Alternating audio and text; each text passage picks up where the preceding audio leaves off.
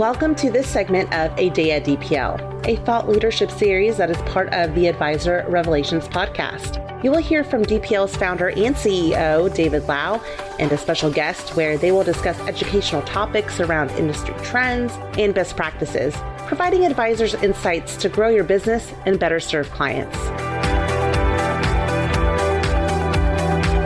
Here we are today talking with Brian Hamburger. We're still enduring this COVID crisis, and we want to talk about a lot of timely things and how the current climate is impacting business and leadership, and challenges to advisors and practices that we've been seeing. And, Brian is the founder and CEO of MarketCounsel. I'm sure many are familiar with Brian and the firm. And so just Brian, and looking at this current climate, how has it changed or impacted your business as you're, primarily helping a lot of advisors, in their, efforts to go independent and breaking away? David, thanks for having me to this conversation. In one moment, I feel that everything has changed within our business, and then I get back to reality, and I realize the only thing that's changed is the surroundings upon which we're working. I think part of that is that the messaging that we're all receiving right through our inbox, through the television, every single channel, seems to start off with the paragraph of during these unprecedented times and at times like these, right? And so it kind of puts your mind in a different place saying, wow, should we really be behaving all that much differently than we were before? But then, you put your logical assessment hat on, and you assume your role as a business leader, and you say, well, no, let's not buy into all this. I mean, really, the vast majority of everything has remained the same, although there are some critical components that have changed. And so, our messaging to our team is stay the course. And while we may have to do things a bit differently and in a different environment, and we may need to communicate a bit differently, and we may need to be more responsive to rebut this presumption that, hey, we're here. What we need to really make sure we're doing the vast majority of times is exactly what we were doing before this whole pandemic occurred. How about you? Are you feeling the same, David? A lot of the same. And it's funny, the firms that we work with, we're working with, at DPL with more than 800 firms, RIA firms now. And the words you used that you talked about with your own team, stay the course, we hear that, so much from, our advisors as they're talking to their clients. What are you going to do, through this crisis? And the idea is you had a good plan going into it. And if you did have a good plan going into it, you should be accounting for in some way, a crisis. So that's those three words, the stay the course, we've heard that quite a lot. And, I think it makes a great deal of sense, when you've got a good plan. But, where we see it sometimes, for advisors with their clients in staying the course, sometimes they're, the client is freaking out. They don't know what to do. So you need to, you were mentioning leadership, and, so we see that need to provide leadership. What are you seeing with leadership, in this crisis? I hope I'm not dating myself, but you remember that old quote that Mike Tyson used to say, which is everyone has a plan until they get punched in the face, right? And I knew that's what you're going to bring up. Because a client came to me with that just last week, and I said, well, no, but that's not the stop, right? The stop is that, no, actually, you still have a plan, right? You just were startled by getting punched in the face. And so I think that, I'm not a boxer myself, but I do know a few fighters. And, what they'll quickly say is that those that can get back on their feet, those that can remind themselves of what their strategy was going into the ring, and can stay the course, right, and can continue to deploy that strategy even when startled like that, are the ones that are most successful. So when you talk about leadership, leaders who were really running businesses before this happened. When I say really running businesses, I'm differentiating that from those that were running practices, right? Which there's no shame in running either, but where they ran businesses have duplication of efforts. They've got backups. They deploy risk management techniques. They've got committees who are overseeing and giving independent looks at different critical areas of the business. Leaders who were prepared in running businesses, well, they had a business continuity plan, right? And so once you got over the punch in the face, your ability to quickly deploy that business continuity plan should have steadied the ship, right? It should have let your team know that, hey, you know what? We got this. Right. And that was the first step along the way. And we tried to deploy ours really early. In fact, a few of the folks on my team said, are you crazy? What do you mean work from home? Why do we need to, work from home? And, my sense was either we're going to look a little bit silly in front of a few of our clients, or we were going to look really prudent and careful if this did come to fruition. So to me, the business continuity plan and sticking to that plan was the first thing. The second thing we did was we got out front. We really tried to communicate early, and communicate with just the facts of what was going on. Like, hey, we've moved to this situation, but you, the client, can call the same exact number, email the same exact people. Nothing should change for you. We simply want to let you know we got this. Right. And so to me, we deploy this front stage, backstage mentality, which is we want the backstage to be as complex as it needs to be, but no more complex than that. But we want the front stage to look exactly the same time and time again. In fact, we had a little bit of a test where last year in February, we were displaced from our office. We had a flood in our office, and we were displaced from our office for almost 3 months. Most every one of our clients had no idea. We never sent out a mass email. We never notified them. We simply tried to just continue to do what we were supposed to do each and every day. And I think that's true leadership, right? It's not true leadership isn't what you talk about. It's not what you throw up on a PowerPoint slide. It's preparing, planning, sticking to the plan, and then reassuring your stakeholders that this has all been accounted for. It's so much easier to lead when you've got a good plan, right? So a lot of we talk to firms, and you mentioned the continuity plans. I mean, that's I would look at what we've seen in terms of the reaction, and then the leadership within firms. Is you had some firms who really didn't have that good continuity plan. When we call them, they're like, we have our software hard installed into our desktops. We need to move to the cloud.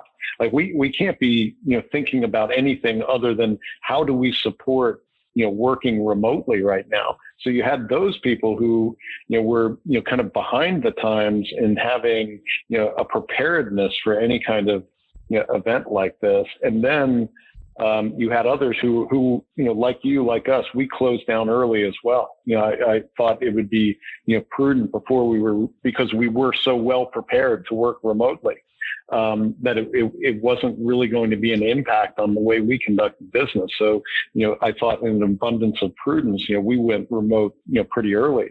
But even then, among the firms that, followed that plan and were able to have a good continuity plan in place, then, I saw a difference too, in some that, looked at what was happening, with fear, and others that look at it with opportunity. Some who are just kind of closing ranks and, we're not doing anything new. And others are saying, hey, this is an opportunity to address, things and take advantage of, the opportunities that this is, presenting, to us. And, some of that is, around communications, and, the opportunity to proactively engage your clients, proactively, deliver messaging that can, reinforce the relationship, as well as, lay the ground for, the future of the relationship with the client. And that you mentioned that also, the early communication, which we think is so important. One of the difficult things, I think, for a lot of leaders right now has been the lack of reliable data to make decisions. When you're just outside of New York, so you're really close to my birthplace of Jersey City. But that's right. In following what's been going on, with the crisis, we talk about what are the prudent things to do? We've been told to shelter in place, and then I saw Cuomo come out last week and saying sheltering in place.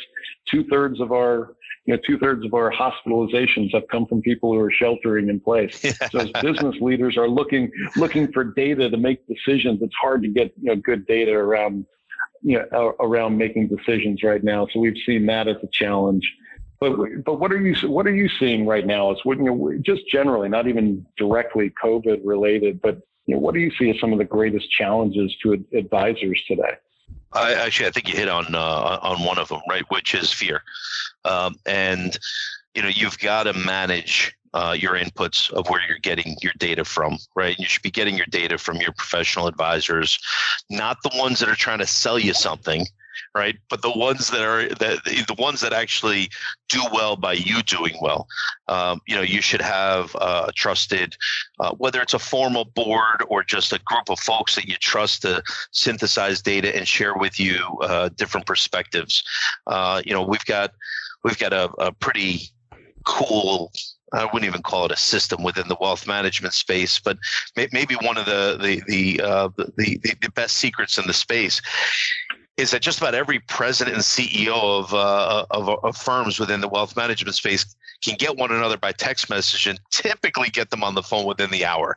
And so when I'm trying to see something from a different perspective, I'll ping someone, right? And I'll say, David, need your thoughts on something. And I mean, you've got a treasure trove of really good insight from all different parts of the country that you can use and synthesize. I think looking through paid subscriptions to periodicals and publications. I mean, David, I'm reading more than I've read my entire life. I mean, more than I've ever read in law school, more than I've ever read as a kid. I'm just reading, I'm watching, and I'm trying to synthesize information. And the reality that I've come to is that right now people just don't know, right? And we want answers and we want conclusive answers, but the ones that are telling you the answers are the ones that perhaps aren't clear of the questions. So when I start hearing, everyone should wear masks. No one should wear masks. Masks give you a false sense of security. I'm sitting there saying, okay, either the messaging is biased, which is don't deplete the PPE, but let's be really intelligent about the message, which is, okay, and I don't know if this is the message, but masks are helpful. However, we prefer that you don't hoard them so that the first responder, let's be adults about this conversation. We're not getting that, right, from our elected officials, or most of them. We're not getting them from politicians or from government agencies. And so, as business leaders, we're forced to source that data ourselves and to look at a whole bunch of different data inputs and then make what you will out of it. It's not a great data set to be able to make decisions from. But after I go through that for the first hour of every morning, I'm typically left with the big question mark of, okay, so I guess we just don't know, right? I mean, that's what we're going to have to live with right now, is we just don't have an answer yet. For the majority of my career, as kind of an entrepreneur, a lot of people talk about one of the differences between entrepreneurs and people at big companies is entrepreneurs are often more comfortable making decisions with incomplete data. You don't necessarily have the luxury of studying an issue from all kinds of angles and getting all kinds of different inputs, and you've got to make decisions with incomplete data. And that's really with this crisis, what we're seeing a lot, like you're pointing out. You get not only incomplete but conflicting data points on what you should do. And one of the things I was going to bring this to, and talking about challenges to advisors, is even pre-crisis. So pre-crisis, one of the big challenges we talk about to the RIA firms we work with, and advisors in general, is kind of commoditization. Everybody talks about commoditization, as a big problem. And they've, been projecting it in asset management, and you see that in, with robo advisors and asset management's kind of getting commoditized. But, what we've also been seeing, from our particular bent of providing insurance, for RIAs is the business model is getting commoditized, right? So, the way I put it to RIAs is, the RIA model has been so successful, that of being, a fee-only fiduciary advisor, that everybody else is adopting it. Whether you go to a wirehouse or a broker dealer, they're managing money on fees. They're acting in a best interest. We know that there's a difference between best interest and fiduciary, but, the general public really doesn't. So we've seen that, kind of commoditization, and I think that's been, a big threat and a threat, to, RIAs in particular, as their business model has kind of been co-opted by a lot of the rest of the industry. I don't buy it. And I know you don't buy it. I don't buy it. I know that's been a lot of the dialogue out there, but I mean, if you ever were fearful that your business was being commoditized, look at the success that investment advisors have. And when I say you, I mean investment advisors, right? Because, David, what you guys are doing is I think, quite distinctive. But when you look at investment advisors, and the independent advisors have thrived in this environment over the past decade plus, and they've thrived in an environment where no one really needed them to be successful at managing their portfolio, right? And now suddenly we're in this environment of tremendous volatility and uncertainty. And, look at the prior topic we we're just talking about, which is fear and trusting your sources and the information and the incomplete data set. That's exactly how investors feel. Yes. And so if you've ever been fearful that your business as an independent advisor was being commoditized, then this is your Super Bowl, right? This is what you've trained for, right? You should be foaming at the mouth, and not foaming at the mouth as to, all of the, difficult times that certain people are going through, whether it's due to illness or uncertainty with their employment or finances, but you're an advisor. You're there. And you've been training your whole life to be able to counsel people when they need you most. And this is it. Exactly. So, I mean, we're kind of on the same page there, though I came at it from a little bit of a different angle. When I look at commoditization, I look at, the actual services themselves kind of being, commoditized and brought together. But, going to the next question we were going to get into, the greatest opportunity, and that's what I'm seeing is what you're saying. So, if you're just going to provide, a service like asset management, that actual service has become commoditized, but the way you deliver it, now that's different. So, the way you provide leadership, the way you provide information to your client, the experience your client has with you, to me, that's the greatest opportunity for advisors. And that's exactly what you're saying. Like, that's what shows through now. Yeah, and everyone, when they're going through difficult times, even if they're healthy and they are employed, everyone's going through difficult times, right? I mean, the notion of being quarantined and being with the same people each and every day without a break. I know my kids can't wait for me to jump on a plane somewhere just for a few days to give them a little breathing room. But the notion that everyone's going through something difficult, their own version of difficult right now. Everyone wants an advisor on their side. Everyone wants a cheerleader, right? And even if it's to reinforce what they intuitively already know, advisors, objective advisors, those that can really put themselves on the same side of the table as a client, I think have never been in a better position to differentiate themselves in the marketplace than right now. And it's a shame that so many people have to go through so much difficulty in order to highlight the value of objective advice. But this is the time. Finally, we have clients who are home, They have an appetite to engage in this type of minutia, right? To actually understand the advisory relationship, maybe as opposed to another relationship they have had or they currently have with a broker dealer or with a firm that may carry a greater burden of conflicts. They are not, on a safari or a cruise where you can actually get them to execute paperwork. So they have the bandwidth to take this on.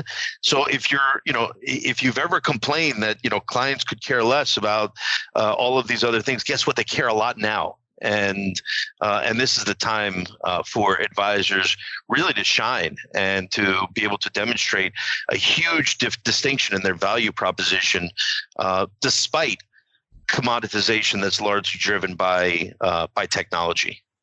Yeah, I would agree. And so, like you're saying, not only you've got clients who've got the appetite for it, they're, the clients are sitting at home too. So it's a great time.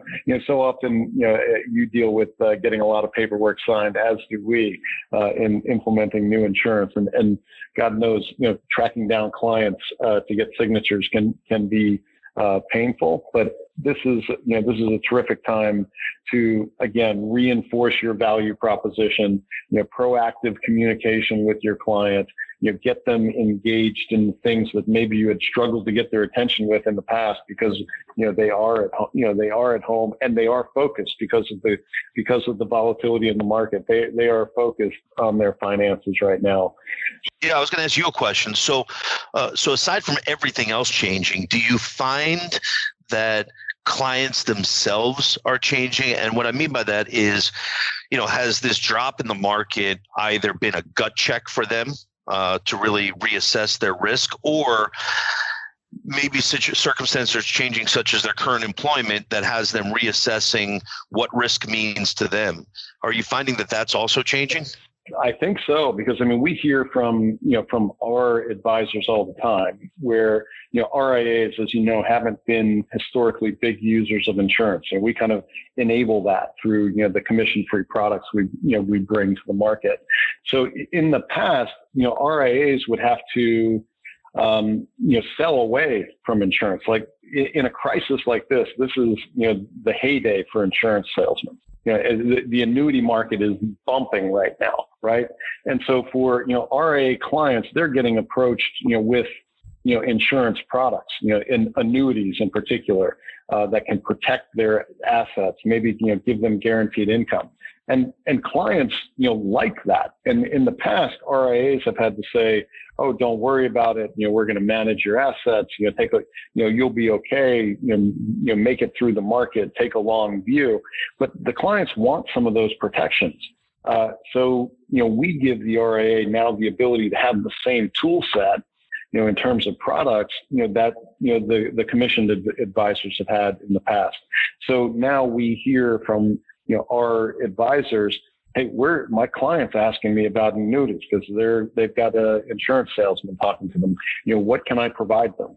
So for people who may not have been as engaged with our services, as they were in the past, we're seeing that increase, because of what the market's done. And the other thing that I think, I've been talking about a lot lately, that you've seen is like the invisible creep of risk into retirement portfolios. So with the lowering of interest rates, where interest rates are now, at zero, all-time lows, and have been dropping this way for, better than a decade, in order to get, to meet the retirement income needs of their clients, advisors having to, slowly by slowly, little by little, add more risk into a portfolio, so that, you look at the data, the retirement portfolio of today is 6 times more, has 6 times more risk in it than, the retirement portfolio of just 30 years ago. And it's got, 2 to 3 times more risk than the retirement income portfolio of just 15 years ago. So, clients are, sensitive to the risk because they're exposed to it more. And when at a crisis like this hits their portfolio, the portfolio is impacted more today than it ever has been. So we definitely, hear from advisors who have clients who are looking for, protective strategies, at least Sure. for some portion of the portfolio.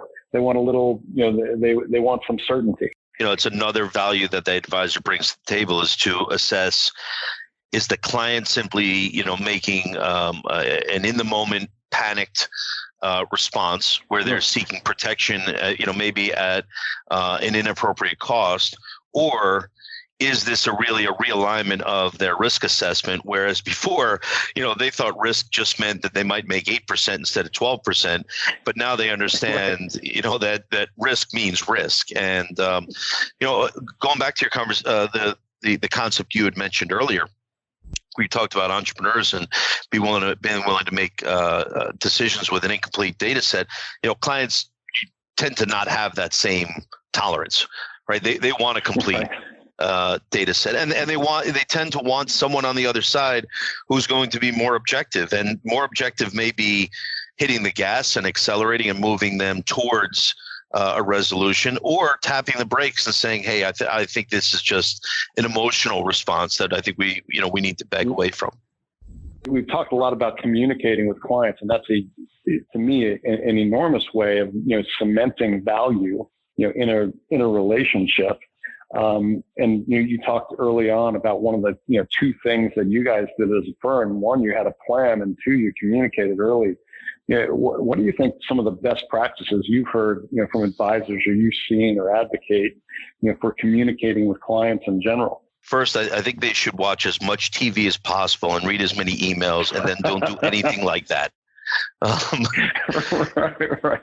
I mean, the second that I get an email that says during these unprecedented times, or at moments like these, I'm already tuning out. I mean, it's it's enough of that already, and they're all false pretenses, right, that are designed to sell. I mean, there's no way that the car company has such genuine concern for me that they're willing to finance the cars for 20 months. I mean, it's all designed to get to the sale. So I'll tell you, we've got, I got a draft from our communications team on a recent letter, and they do a great job. And this is not for a moment, a scoff at them, but I rewrote the thing, and I even called it my 4 a.m. letter, right? And I sent the letter out to all of our clients and partners. I think, first and foremost, I think everyone needs to, if they're going to communicate, they should do it often. They should do it regularly. They should be present and be, really genuine in the communication. And the great thing about being genuine is it doesn't require a campaign.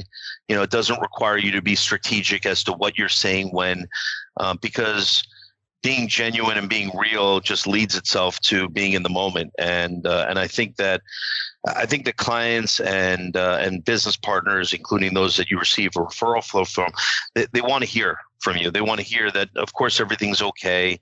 And if things aren't, they want to hear that, but they want to hear what's going on. And those are the emails that I appreciate most is getting communications from folks that I care about, and not seeing what their marketing department, whipped up, but really seeing what's going on and what their current thinking is. And I've appreciated those, along with the different genuine expressions of gratitude that I've seen in those communications.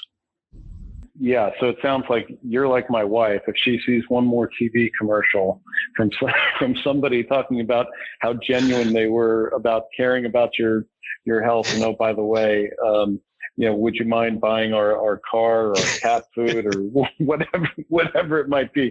Everybody's messaging around their care for your health and well-being.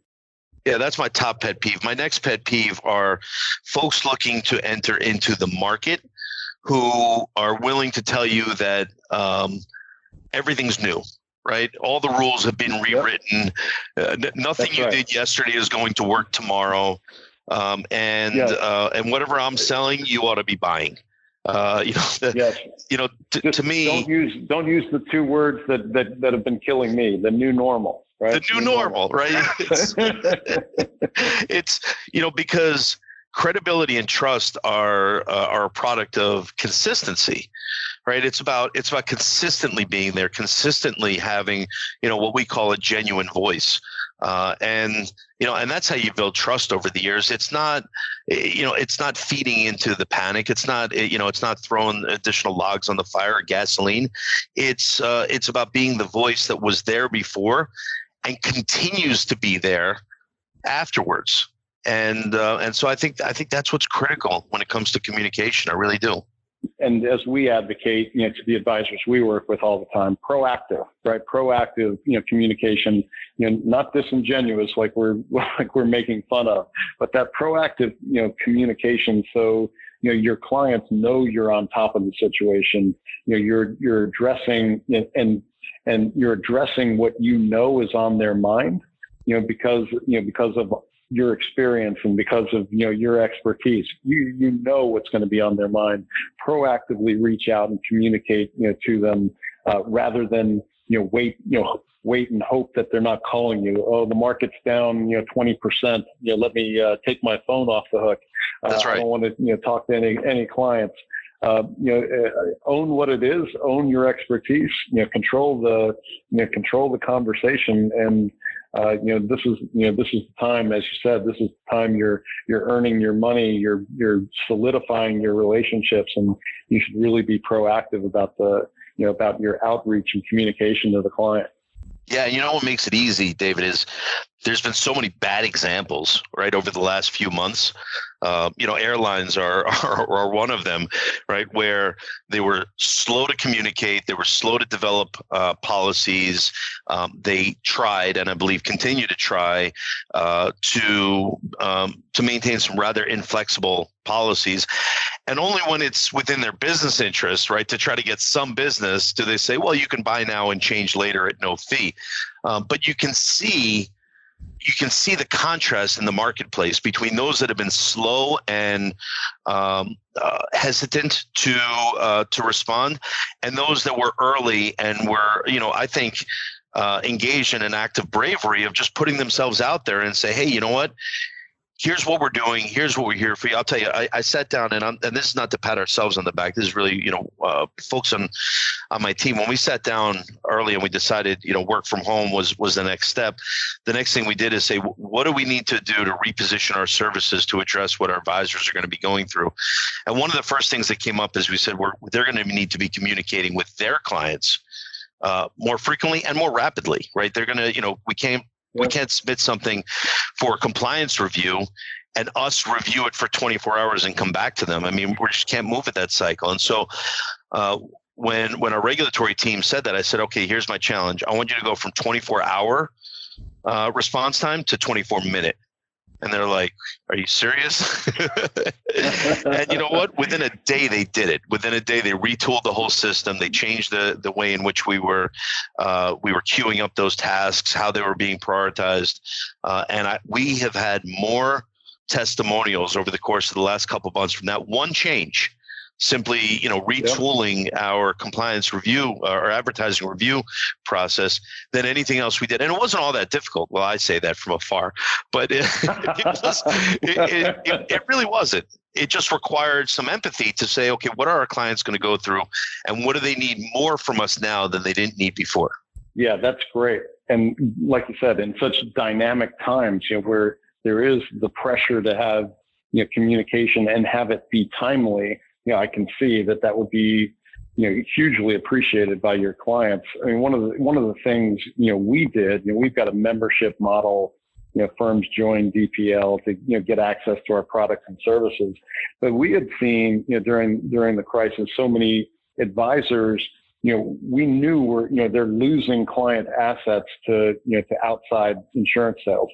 We heard from one of our clients, they lost a $2 million client, to somebody whose Medicare provider had sold them an annuity and then took the asset management. So we were hearing stories like that. So, we went out, and again, not to, toot our horn, but in the notion of like how you show leadership in response to the market you're serving, we made our services free.